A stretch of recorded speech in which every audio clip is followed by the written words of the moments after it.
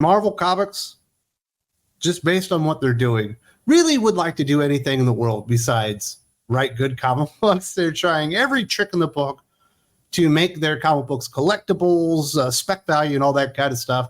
And there's all kinds of little things that they can do. They can do red band, variant interiors, stuff like that. But the 4 that we're going to talk about here, I guess 5, they can replace a hero. And that's going to happen in November. They can give a hero a new look or suit. That's going to happen in November.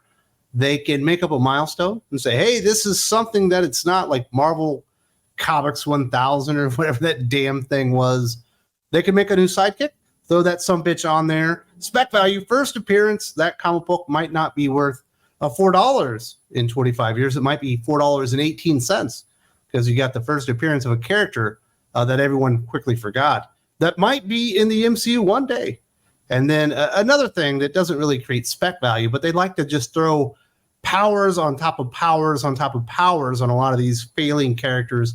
And that actually is not going to happen in November. That actually happened recently, but I'll throw it on there at the end just for some more examples and more proof that Marvel Comics under C.B. Cebulski will do anything in the world besides focus on quality, including replacing Venom at the end of Venom War.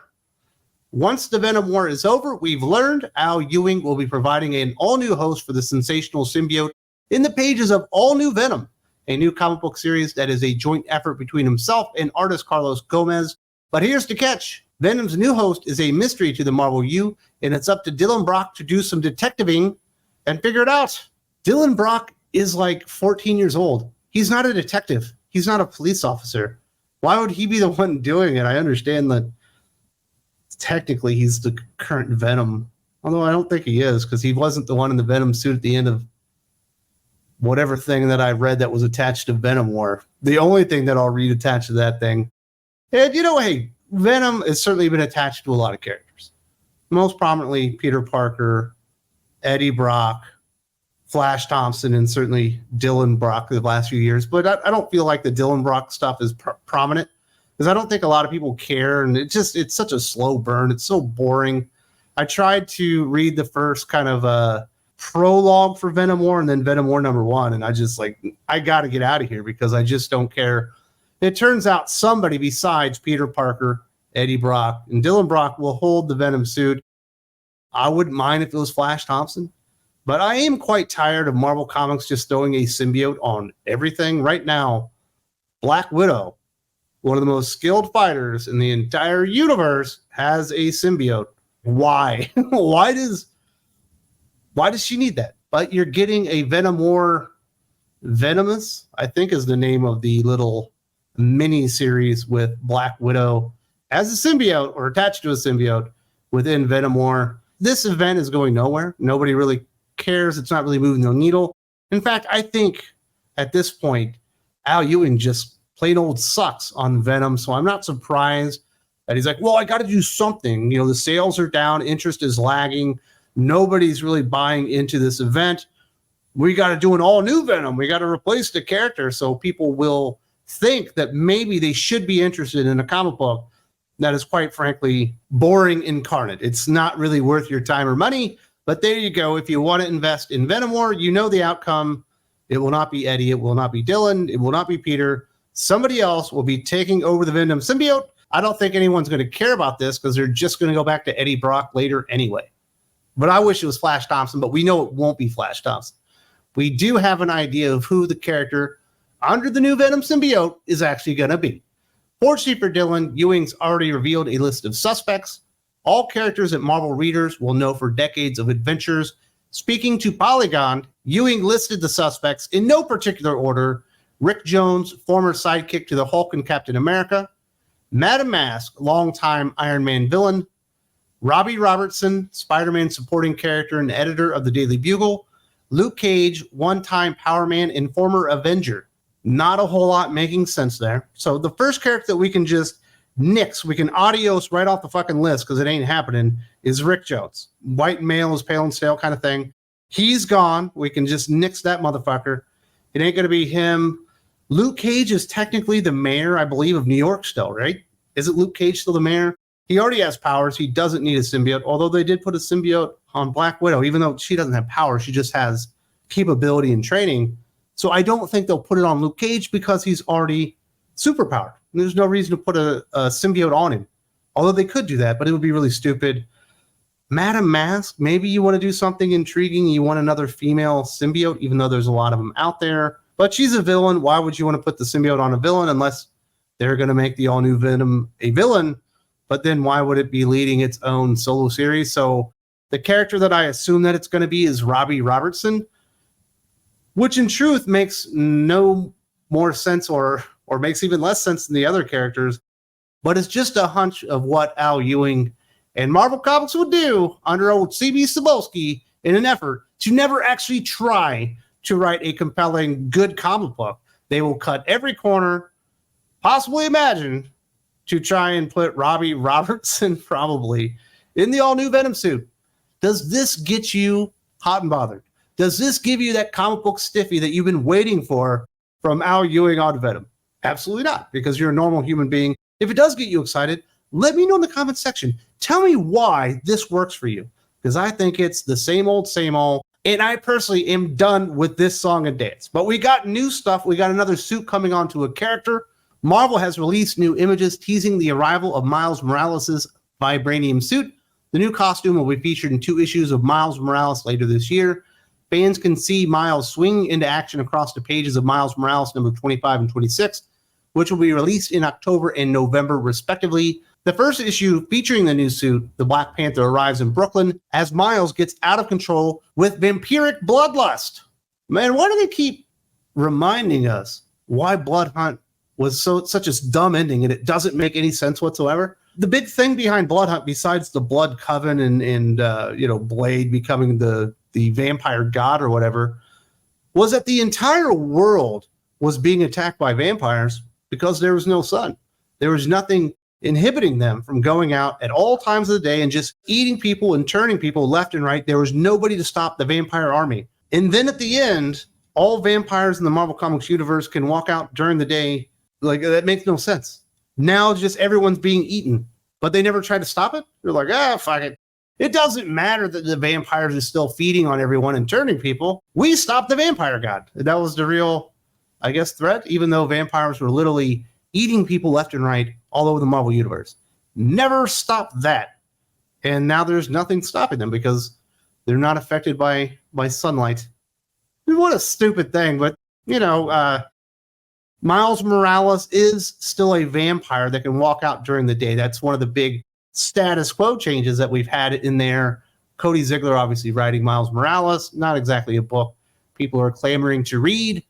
And what happens when people aren't clamoring to read a book? You've got to do something to juice the numbers, and now we're going to get a vibranium Miles Morales costume for 2 issues only, but it is the first appearance of the Miles Morales vibranium uniform or costume or whatever, and that sumbitch could be worth at least $425 in about 50 years.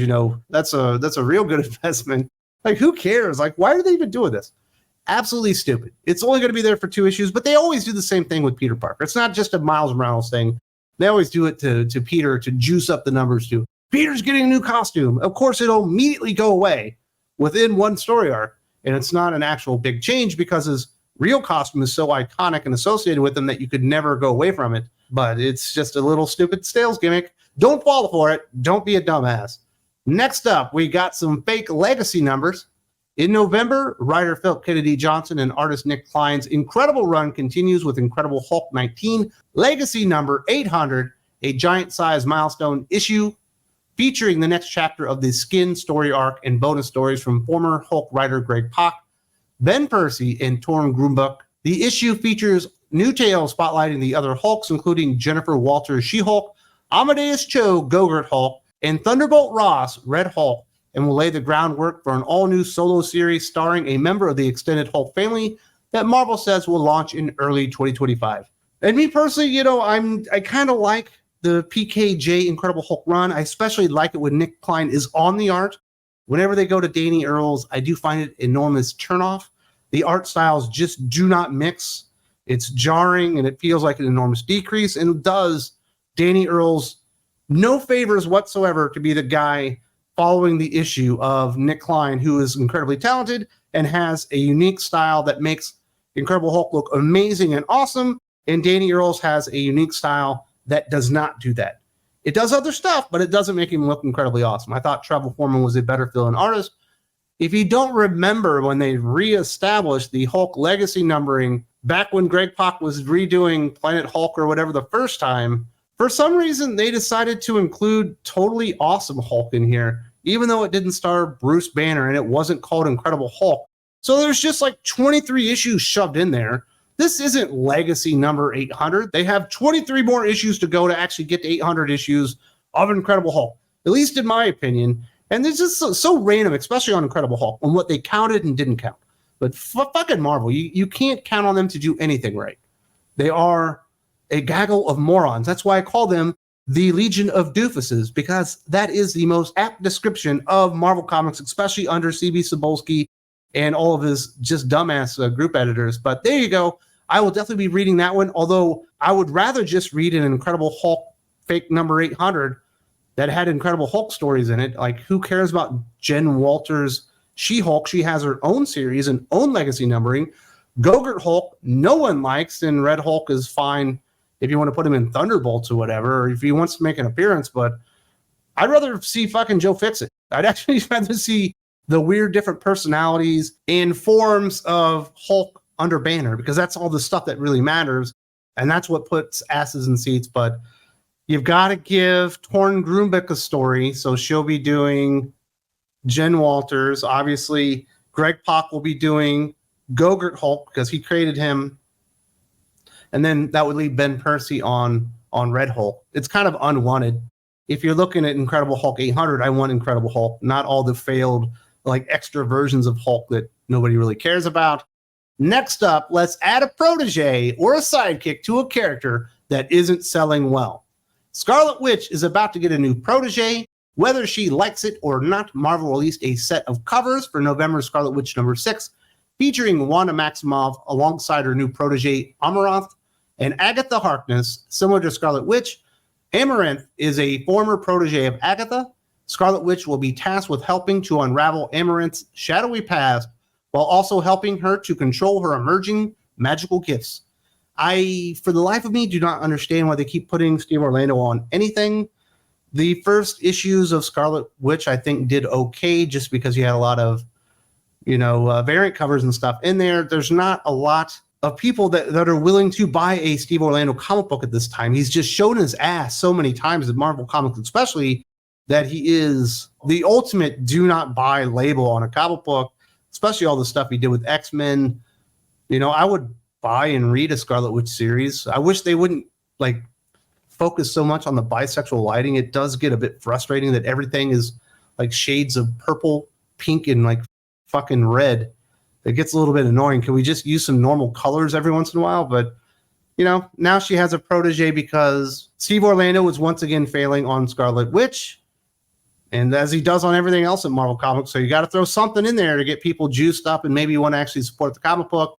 They will not support it because it's got good writing, because it's written by Steve Orlando, which means it has bad writing. The dude can literally do nothing but write shit comic book stories at this point. But there you go. Throw a fake sidekick on the character and see that will actually juice up the numbers. And finally, an oldie but goodie, a Captain Marvel classic. It's time to throw some new powers or conceptualize the character differently by making her more powerful than she was yesterday. Carol Danvers has more than proved herself capable of defending Earth and leading the Avengers, but she's even gone to such heights that other heroes have taken note, specifically She-Hulk, who has a new definition of how powerful Captain Marvel really is as She-Hulk prepares to deal with an Avengers-level threat in sensational She-Hulk number 10 by Rainbow Rowell. Her narration gives a brief description of each member of Earth's mightiest heroes.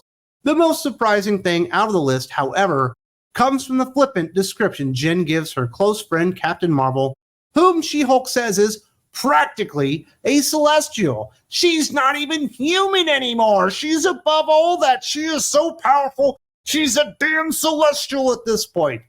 Will this work for Captain Marvel? Will people finally accept Carol Danvers as the super duper megastar in the Marvel Comics book universe that Marvel would like to tell you she is?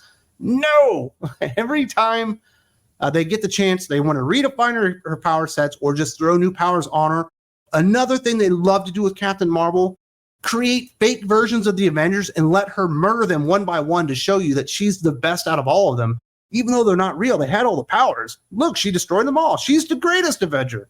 Earth's mightiest hero, Carol Danvers, who's just a villain that for reasons unknown, the entire Marvel universe refuses to accept who she is and what she's done and what her history is, and the fact that she is likely the next Thanos level threat in the Marvel Comics universe. They should embrace it, run with it, and I think people would accept Carol Danvers, Captain Marvel, as the ultimate symbol of evil in the Marvel Comics universe, and they could probably make a little bit of money off of it. But as long as they keep doing stuff like this, there's no money there. You're going to have to keep canceling Captain Marvel and stuff like She-Hulk because it just never gets over. The validation special that goes on in all these female-led books written by female writers never actually works for the fans. So do you buy it? That's the big question. Do you buy it?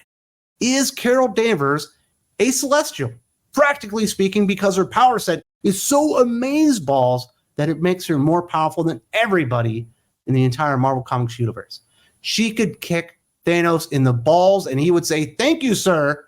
May I have another?" That's who Carol Danvers is.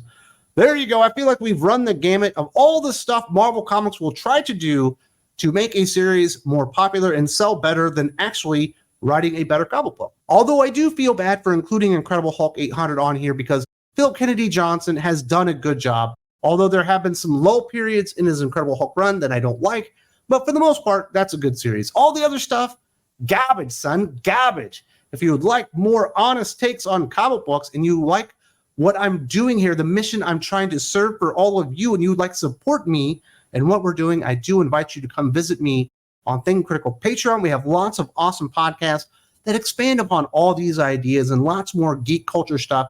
If you haven't seen it, there's a link in the video description. I hope to see you there.